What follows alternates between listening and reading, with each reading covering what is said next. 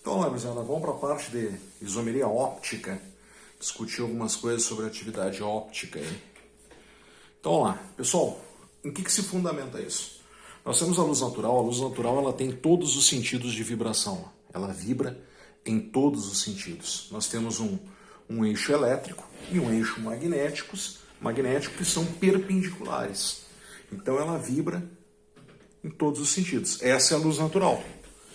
No momento que essa luz natural, que tem todos os sentidos de vibração, ela passa por um prisma ou por um polarímetro, ela se transforma numa luz polarizada. O que significa ser uma luz polarizada?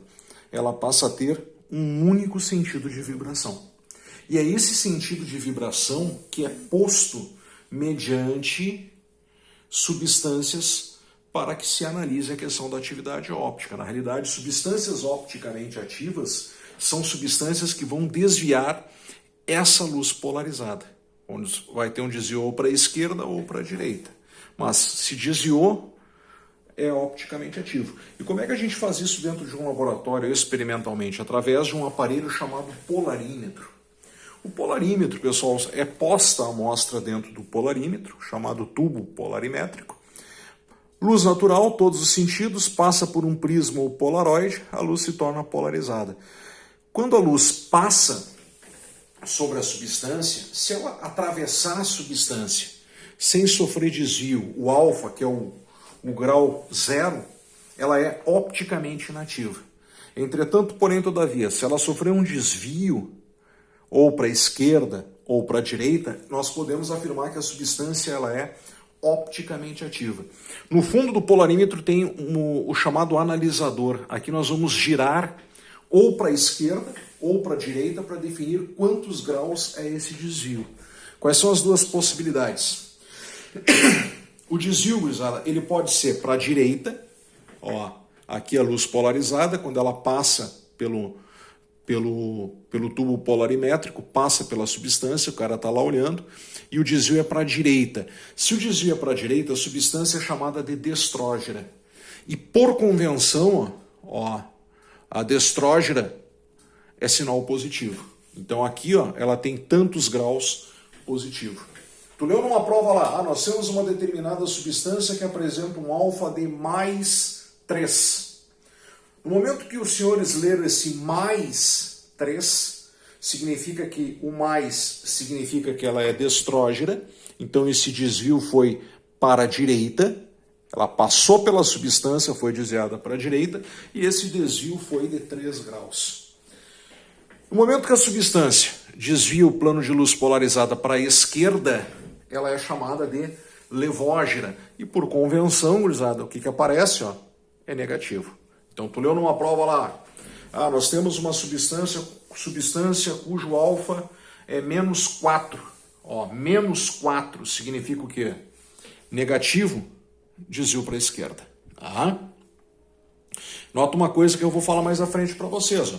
Qual é a relação entre o destrógeno e o levógeno? Se tu for analisar, ó, se tu imaginar aqui no meio um espelho, tu vai verificar que uma é a imagem especular da outra, não sobreponível. Ou seja, tu não consegue sobrepor uma sobre a outra. E tem um nome dentro da atividade óptica para isso.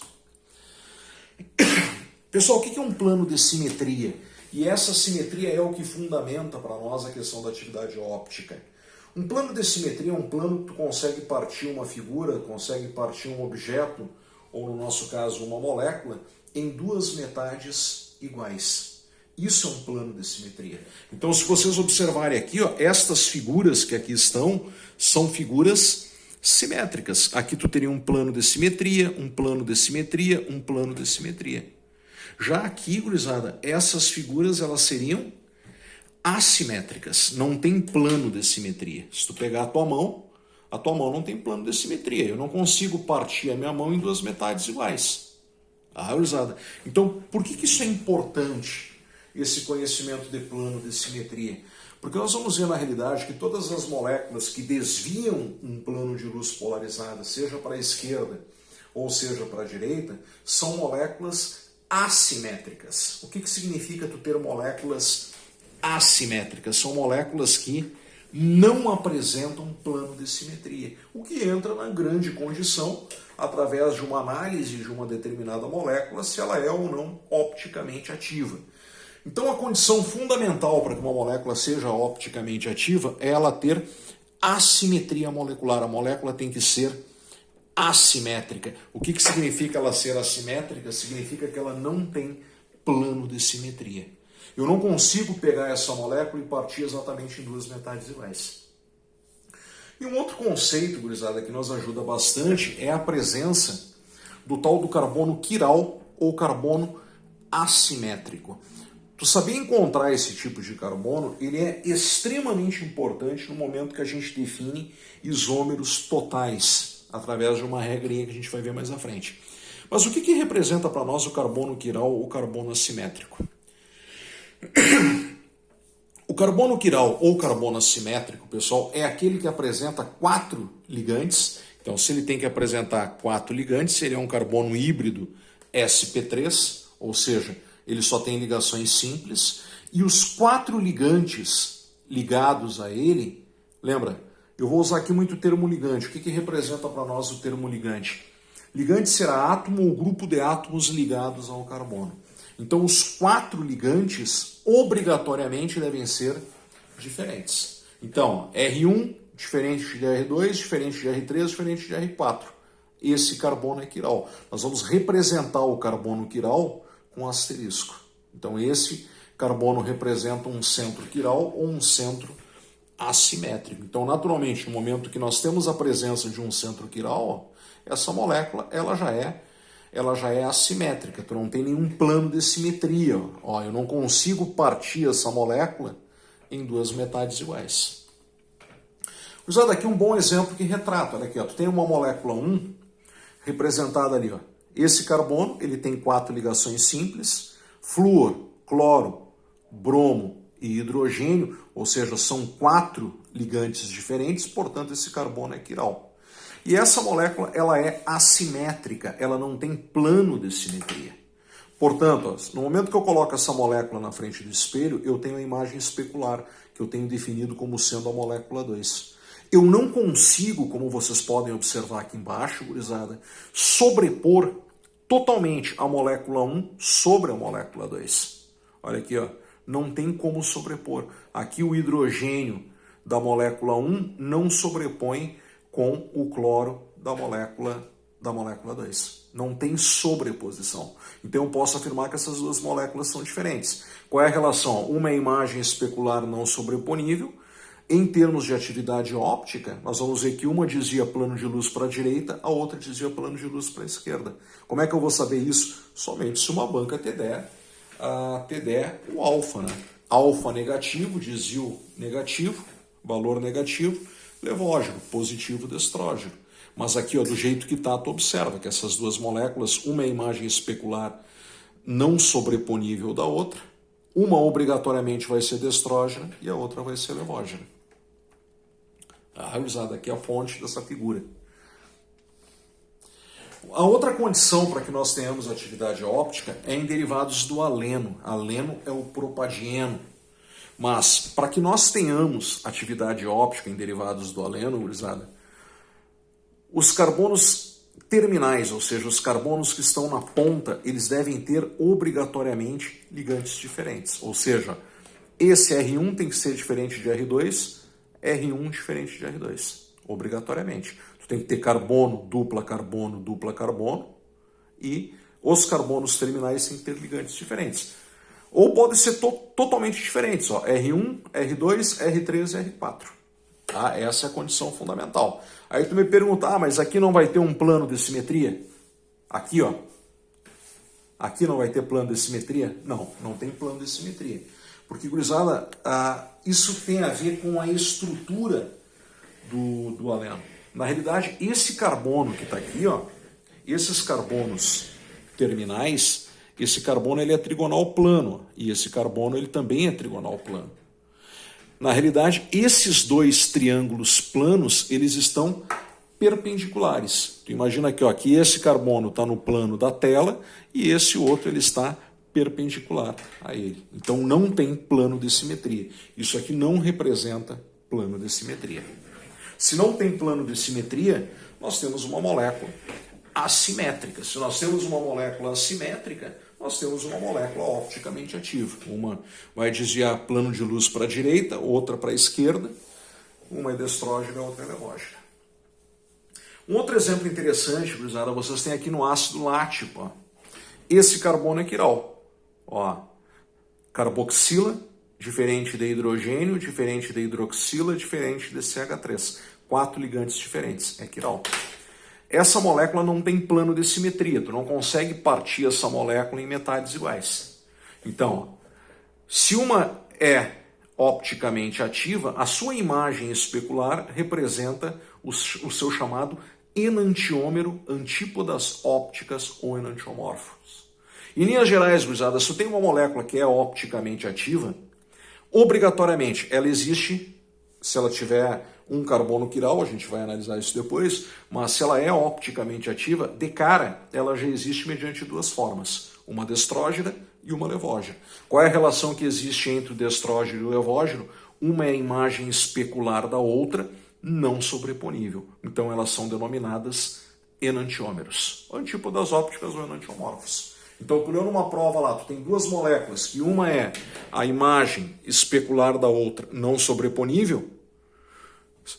Que nome tu dá para isso? Enantiômeros. Uma é destrógena, a outra é levógena. A outra é levógena. Usada, por que é importante, então, tu saber o número de carbonos quirais? Porque a partir do número de carbonos quirais, tu consegue definir o número total de isômeros que a molécula tem. Isômeros opticamente ativos e isômeros opticamente inativos. Então, isômeros opticamente ativos de uma molécula é calculado por 2 na N. N representa o número de carbonos assimétricos diferentes. Já o número de isômeros opticamente inativos é dado como 2 na N-1, ou como tu pode verificar aqui, ó, a metade dos ativos. Por que é a metade dos ativos? Eu já vou mostrar para vocês por quê. Pega um exemplo aqui, ó. Essa molécula que está aqui, ó. Gurizada, tu tem aqui, ó, o carbono 2 e o carbono 3 são carbonos quirais. Por que eles são carbonos quirais? Observa, esse carbono, ele tem ligado a ele carboxila, metil, hidrogênio e tudo isso aqui, ó. Todo esse ligante. Então, ele é um carbono quiral. Esse carbono que está aqui, ó, representado como carbono 2, ele também é quiral. Ele tem ligado a ele hidrogênio, hidroxila, carboxila e todo esse ligante que está aqui, ó. Todo esse ligante. 4 ligantes diferentes também é quiral. Então essa molécula que está aqui, ela apresenta 2 carbonos quirais. Se ela apresenta 2 carbonos quirais diferentes, o N vale 2. Então, isômeros opticamente inativos, 2 na N, 2 na 2, 4. Usada desses 4 que estão aqui, ó, sempre, do número de isômeros opticamente ativos que vocês têm, metade é destrógeno e metade é levógeno. Então, se ela tem 4 isômeros opticamente ativos, 2 são destrógenos e 2 são levógenos.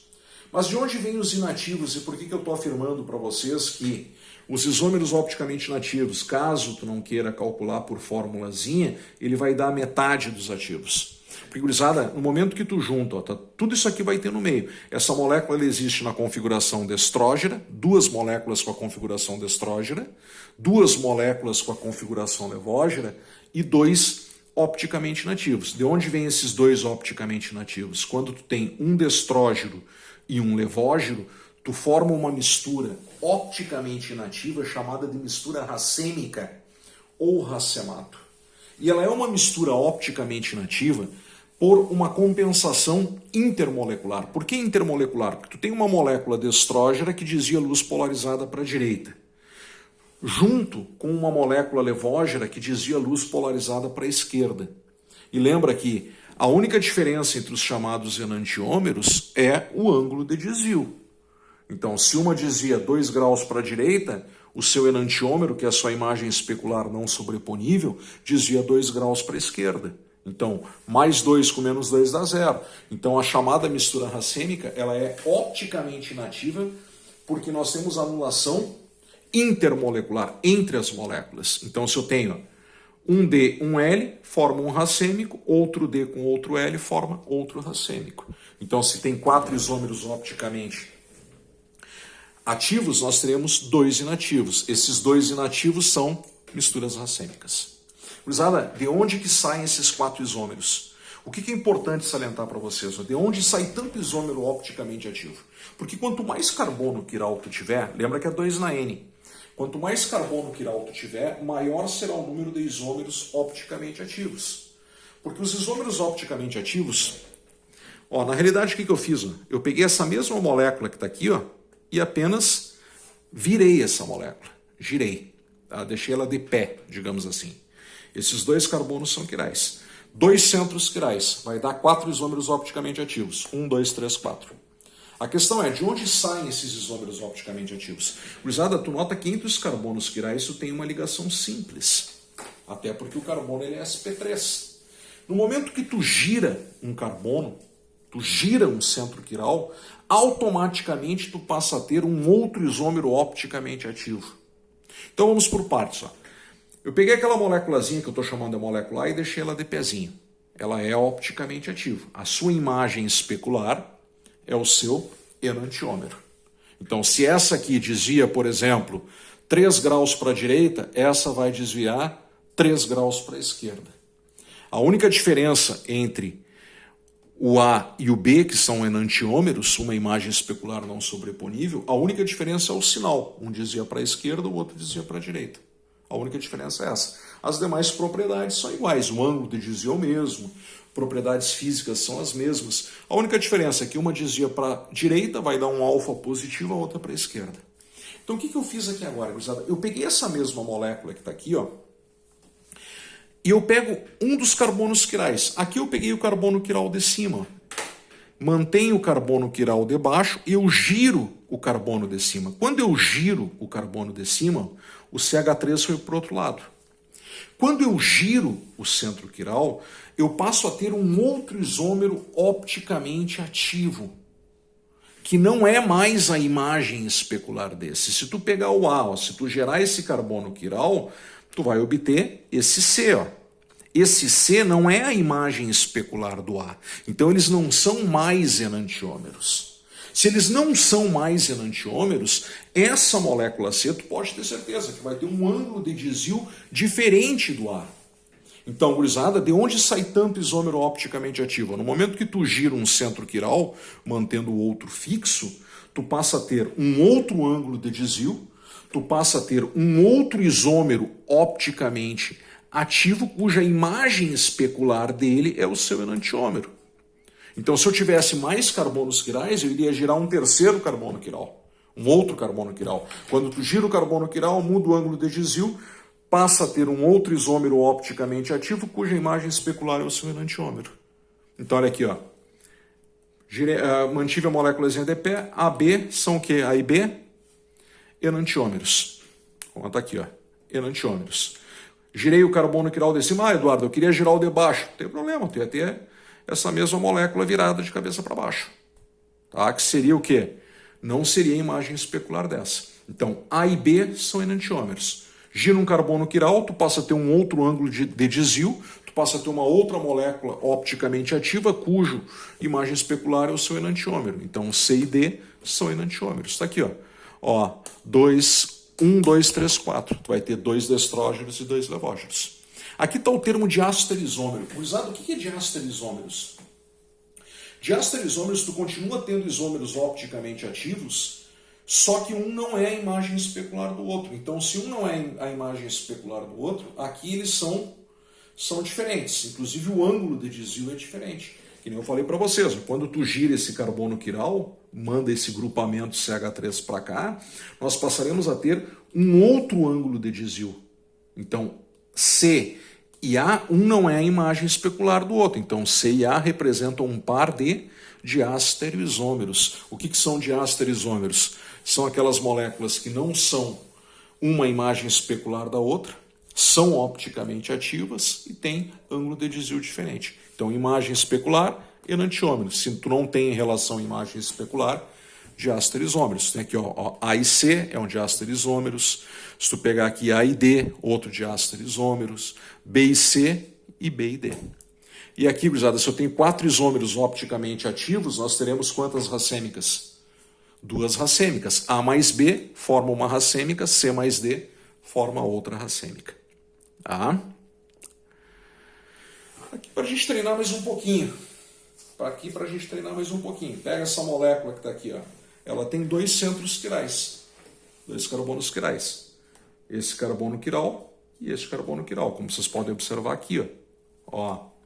Esse carbono quiral, ó, hidrogênio, CH3, metil e todo esse ligante. O outro carbono quiral, esse aqui, ó, hidroxila, hidrogênio, bromo e todo esse ligante. Ah, Eduardo, pega tudo? Sim, pega tudo.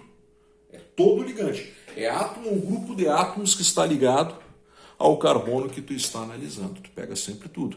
Então, 2 ao quadrado, 4. Ó. Desses 4, tu vai ter ao todo 2 destrógenos e 2 levógenos. Um D, um L, uma racêmica, um D, um L, uma racêmica. De novo, de onde saem esses 4 isômeros?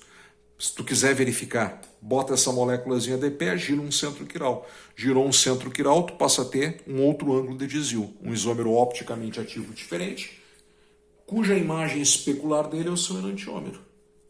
E no momento que tu gira um centro quiral, tu passa a ter, em relação ao que tu girou, um diáster isômeros. Um diáster isômero. Tá, gurizada? Então, vamos lá. Gurizada, carbonos assimétricos, quando a gente está trabalhando com carbonos assimétricos iguais. Deixa eu só ajeitar aqui um pouquinho. Tem como exemplo ali, eu dei como exemplo para vocês, o ácido tartárico. Por que o ácido tartárico apresenta 2 carbonos assimétricos iguais? Pela seguinte razão, ó. Esse carbono, ele tem ligado a ele carboxila, esse carbono, carboxila. Hidroxila, hidroxila. Hidrogênio, hidrogênio. Esse carbono tem esse ligante, esse carbono tem esse ligante, que são iguais. Então, esses 2 carbonos quirais, eles são obrigatoriamente iguais. Gurizada, tu pode usar as regras de Van 't Hoff para definir? Pode sim. Entretanto, qual é a condição? Se os 2 carbonos assimétricos são iguais, tu considera o N como sendo 1. Então 2 na 1 vai dar 2. Dos 2 isômeros opticamente ativos, um é destrógeno e um é levógeno. Por que eu botei aqui 2 isômeros opticamente inativos? Bueno, usada.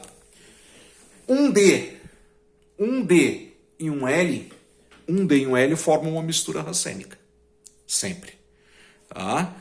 Só que o que acontece? Ó? Observa essa figura. Se eu girar um carbono quiral, o que eu vou ter se eu girar um carbono quiral? Eu vou ter um plano de simetria. Essa configuração para 2 carbonos assimétricos iguais que apresenta plano de simetria é chamada de isômero meso. Quando é que vai aparecer o isômero meso? Quando é que os senhores terão a existência do isômero meso? Sempre que vocês tiverem 2 carbonos assimétricos diferentes. Toda vez que tiver 2 carbonos assimétricos diferentes, aparece o tal do isômero meso. E esse isômero meso, ele é opticamente inativo por uma compensação intramolecular, ou seja, uma única molécula anula o plano de luz, porque essa molécula apresenta plano de simetria. Então, na realidade, o que nós teremos? Ó? Nós teremos o ácido tartárico destrógeno, o ácido tartárico levógeno, a mistura de um D e um L forma o ácido tartárico racêmico e o ácido tartárico que apresenta plano de simetria chamado ácido tartárico meso, que é opticamente inativo. Não confundam, o racêmico, a anulação se dá entre 2 moléculas, uma destrógena e uma levógena. O meso, a anulação se dá dentro de uma única molécula, que é a configuração que apresenta plano de simetria. Gurizada. Isomeria óptica em compostos cíclicos. Gurizada, na realidade é que tu passa a ter 2 possibilidades, né?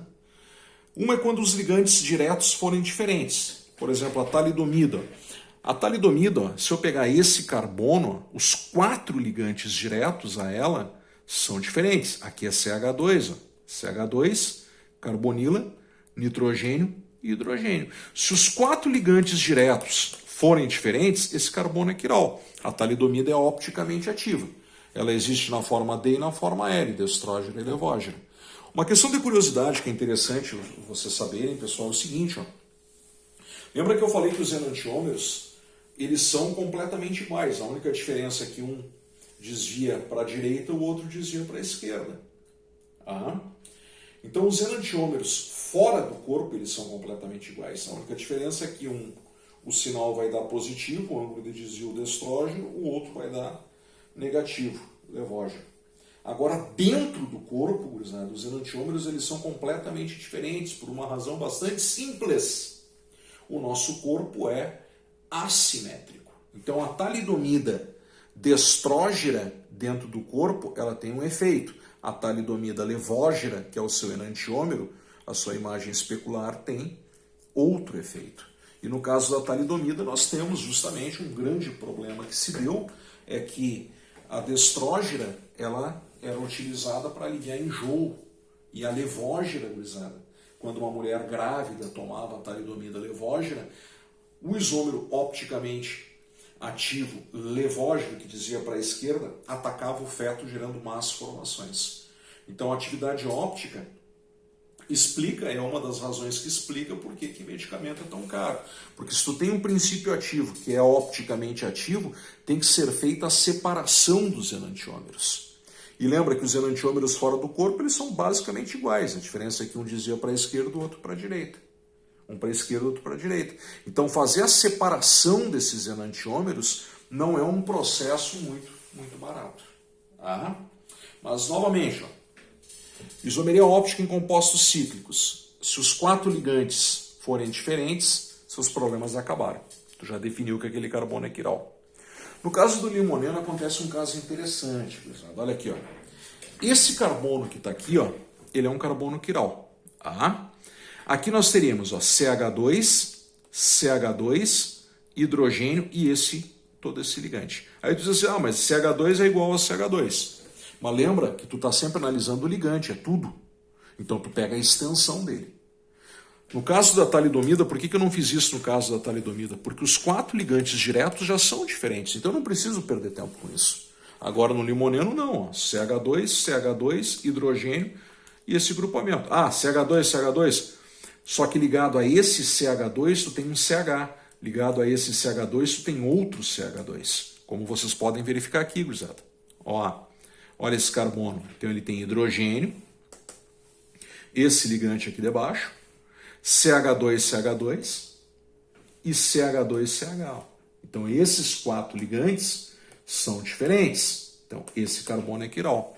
Vale uma dica ainda para vocês que seria o seguinte, quando tu tem uma molécula como essa, que é um hidrocarboneto, ou até mesmo a molécula da talidomida que eu vi antes com vocês, estruturas cíclicas, lembra o seguinte, gurizada, se tu tiver um grupamento CH2 dentro do ciclo, esse aqui é um CH2, ó, CH2. Esses carbonos nunca poderão ser quirais. Deixa eu passar para frente aqui, ó. Aqui também, ó, CH2. Por que esse CH2 no ciclo, esse carbono CH2, nunca poderá ser quiral? Porque ele tem 2 hidrogênios. Por essa razão. Então tu ganha tempo. Ó. CH3 não tem como ser quiral. Aqui tem dupla, não tem como ser quiral, não tem como ser quiral. CH2 não pode ser quiral, não pode ser quiral. Dupla, não pode. CH3 tem 3 hidrogênios, não pode ser quiral, sobra esse. Aí, por extensão do ligante, tu verifica que esse carbono é um carbono quiral. O limoneno é um exemplo que eu falei para vocês, gurizada. Dentro do corpo eles são diferentes. Um vai ter dar o aroma e o sabor da laranja, o outro vai ter dar o do limão.